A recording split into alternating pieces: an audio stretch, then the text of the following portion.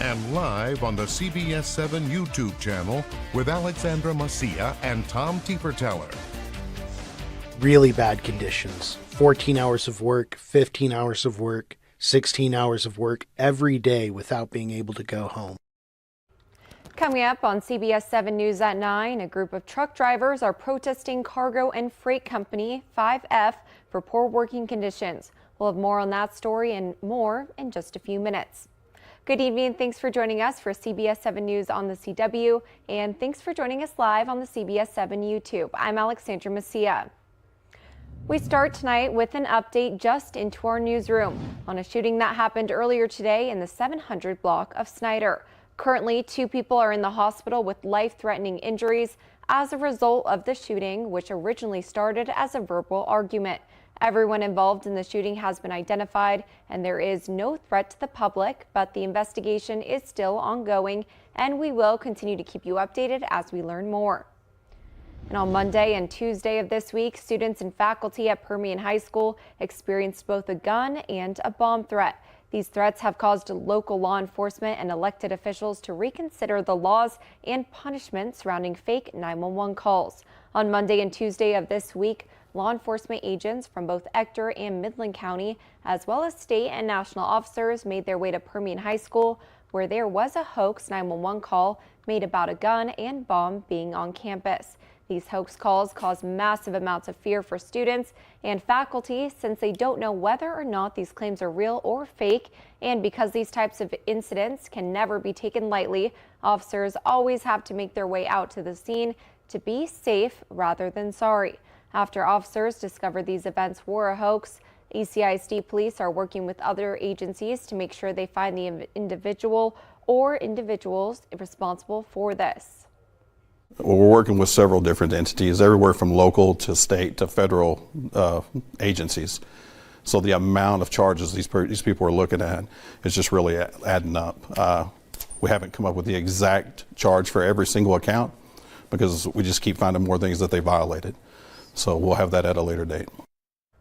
After learning about the incidents, Representative Brooks Landgraf said on Facebook, quote, "After discussions with local law enforcement leaders, I'm working to crack down on hoax threat calls like those at Permian High School by increasing the penalty for that crime.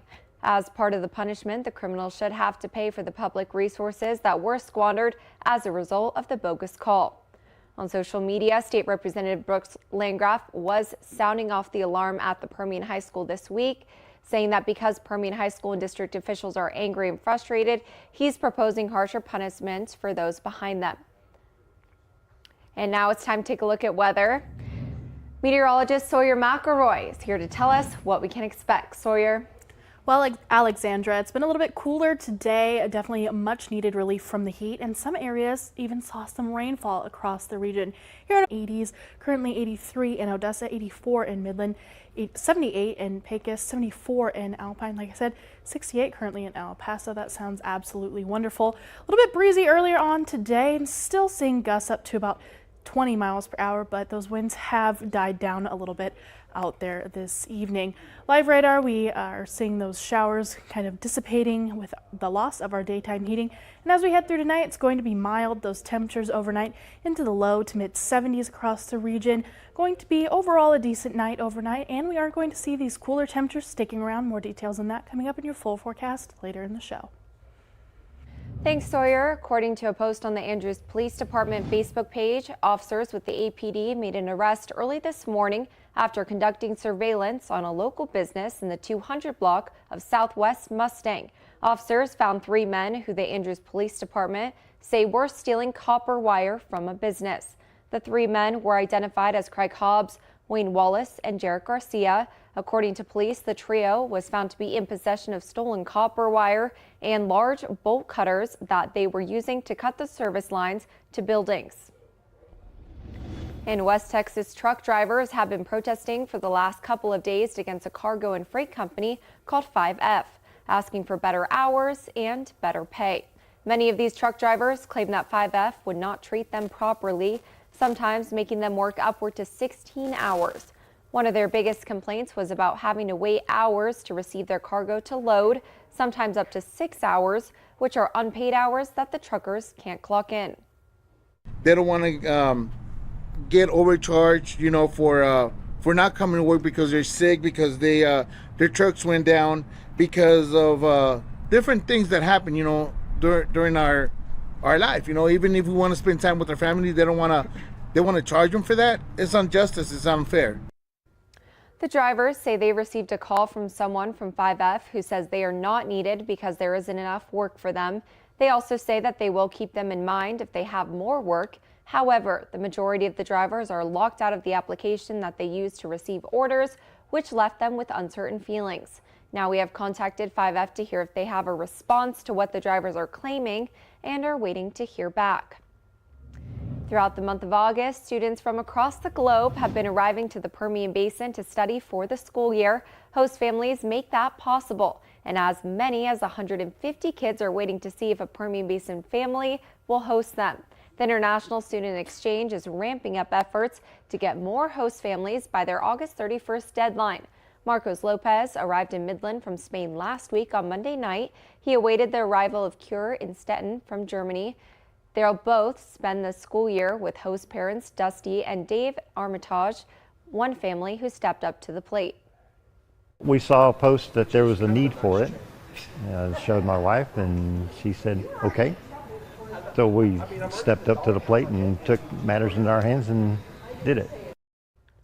To be a host family, you must have a bedroom for the student with a bed, dresser, and window. You also must provide 3 meals a day. And host families are background checked and paired with students based on their hobbies and interests. They become part of the family, celebrate traditions, and stay for a semester or the whole school year. Shelby Wicker, a representative for the International Exchange Student Program, says the program is beneficial all around. Coming here can also teach all the other kids in the school that they're enrolled in. They can teach them about their culture, about their history, which can only enhance both parties' growth, not only as a student, but as a young adult. If you'd like to become a host family, you can call 432-413-1882 to find out more and start the application process. And the first presidential debate of the 2024 presidential election is underway now in Milwaukee. Republican presidential hopefuls will square off in the primary debate, but former President Donald Trump will not be on hand. Skylar Henry has more details from the White House. The debate stage is set, and the candidates are ready to lay out their vision for America if they win the White House. Do you want incremental reform? Or do you want revolution? I stand with you on the side of revolution. 8 candidates are scheduled to debate tonight, but not all of them may make it. North Dakota Governor Doug Burgum ended up in the emergency room with a basketball injury and will do what he can to make the debate, but it's not guaranteed. Former President Donald Trump is guaranteed to skip the debate. The frontrunner says he taped an interview with Tucker Carlson, which will be released just as the debate begins, and he's promising fireworks. Republican voters tell CBS News, according to the latest poll, that they want to hear the candidates on the stage tonight talk about the issues, not just take shots at the frontrunner. Because that's more of a distraction than anything else. I want them to address the problems that our country has. Not to be outdone, the Biden campaign held a news conference in Milwaukee this afternoon, saying the candidates in town are not that distinguishable from former President Trump. We're anticipating a debate tonight where candidates are leapfrogging each other to the most extreme fringes of ultra-MAGAism. The Biden campaign also put up billboards around Milwaukee with the Dark Brandon internet meme, slanting Republican positions. Skylar Henry, CBS News, the White House. President Biden, vacationing in Lake Tahoe, California, says he plans to watch as much of the Republican debate as he can. And former President Donald Trump's co-defendants are arriving in Fulton County, Georgia, to turn themselves into authorities. The former president is expected to do the same tomorrow in connection to his alleged efforts to overturn the 2020 election results in that state. This afternoon, a key Trump ally, former New York City Mayor Rudy Giuliani, had his bond set at $150,000. Christian Benavides reports from outside the Fulton County Jail. Rudy Giuliani was all smiles as he left New York on his way to Atlanta Wednesday. I'm feeling very, very good about it because I feel like I'm defending the rights of all Americans. He turned himself in to face charges of trying to help overturn former President Trump's 2020 electoral loss in Georgia, but the Trump ally remains defiant. Fannie Willis will go down in American history as having conducted one of the worst attacks on the American Constitution ever when this case is dismissed. She has violated people's First Amendment right to advocate. A Fulton County grand jury returned a 41-count indictment last week, charging 19 people, including Giuliani and Trump, with participating in a criminal enterprise aimed at keeping Trump in office after his loss. The former president is now facing 13 felony counts, including violating Georgia's RICO Act, a common racketeering law. Trump, who has denied all wrongdoing, said he will turn himself in on Thursday and has agreed to a $200,000 bond. With Fulton County District Attorney Fannie Willis setting a deadline of noon Friday for defendants to surrender voluntarily, many have already appeared at the Fulton County Jail to be booked, but others, including former Justice Department lawyer Jeffrey Clark and Mark Meadows, Trump's former chief of staff, are seeking to have their prosecution moved to federal court. Cristian Benavides, CBS News, Atlanta. This is Trump's fourth criminal indictment. He is also facing federal charges in a separate election-related case to overturn the 2020 election, as well as federal charges related to classified documents at Mar-a-Lago. The fourth case is a New York State case, charging him with falsifying business records connected to the Stormy Daniels payments. And now for a look at today's top headlines shown here in real time with real viewers on CBS7.com. See all these stories and more by downloading our app or visiting our website at CBS7.com. And still ahead, MISD is offering more opportunities for students in career and technical education. We'll have the latest in just a few minutes.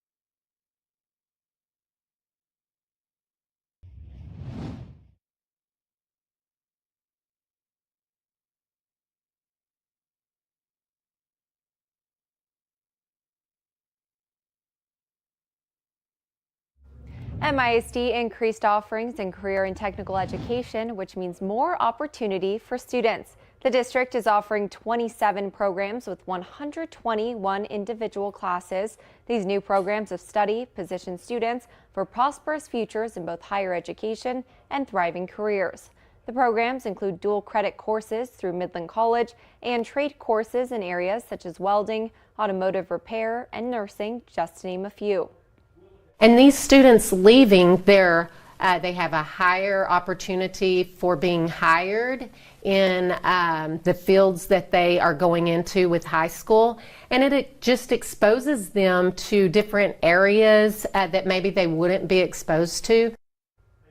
In these real-world real-world work setting, students will have the opportunity to collaborate alongside professionals in the field. The CTE courses ensure graduates are prepared to meet the workforce needs in the region.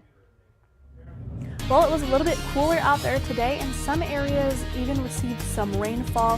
How long these cooler temperatures are going to stick with us? Well, more on that after the break.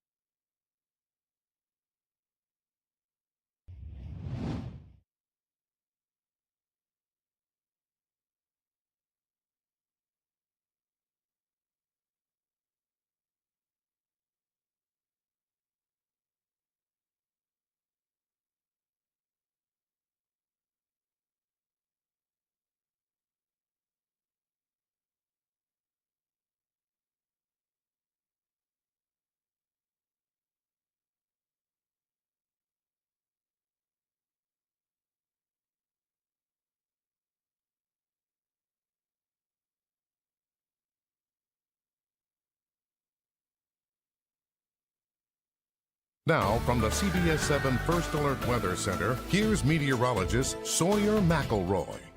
Happy Wednesday, everybody. It felt a little bit more bearable out there today with those temperatures, and looking at those highs across the state of Texas.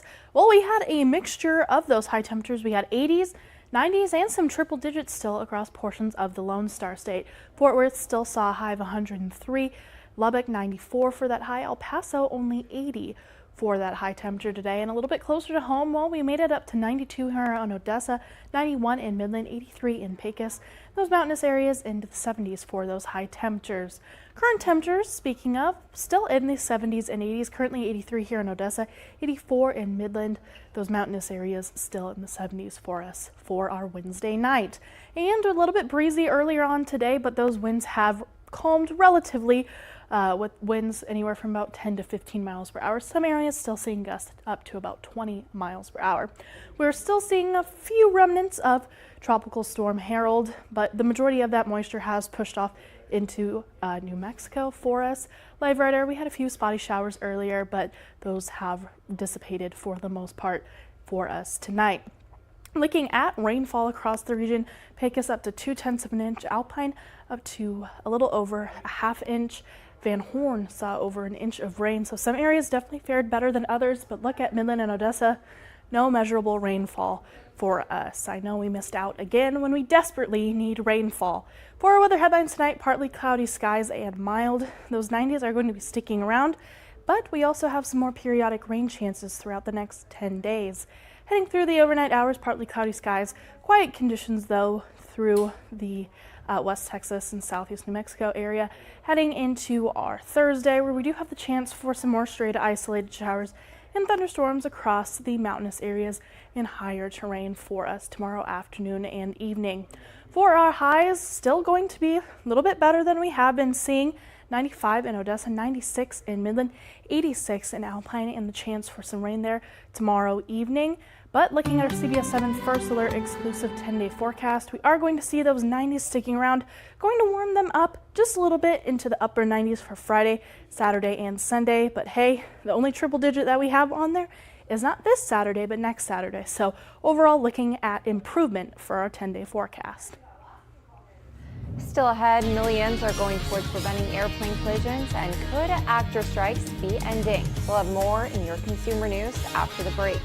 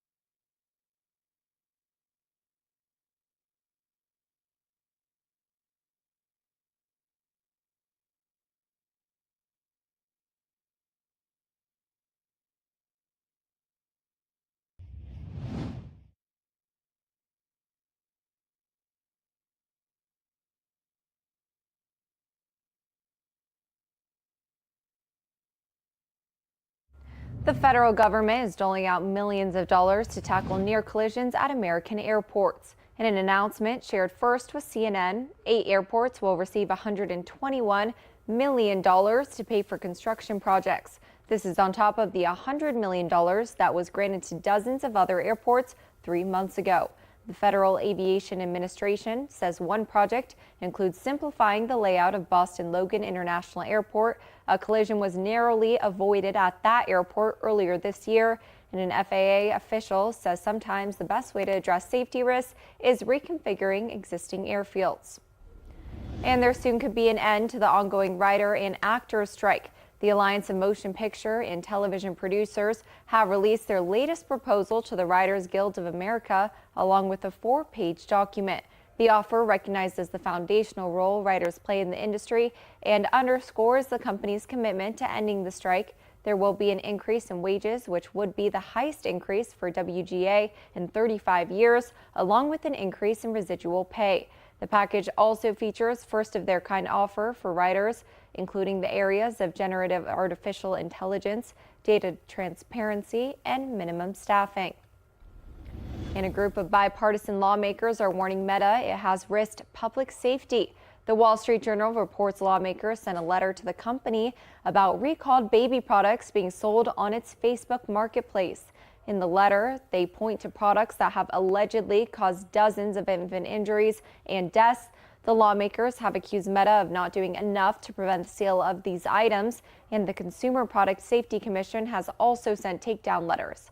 According to the Journal, Meta hasn't replied to the letters, but a company spokesman has said they take the issue seriously, and when they find listings that violate their rules, they remove them. And still ahead, Krispy Kreme will sell pumpkin-flavored doggy donuts for your best friend, but only for a few days.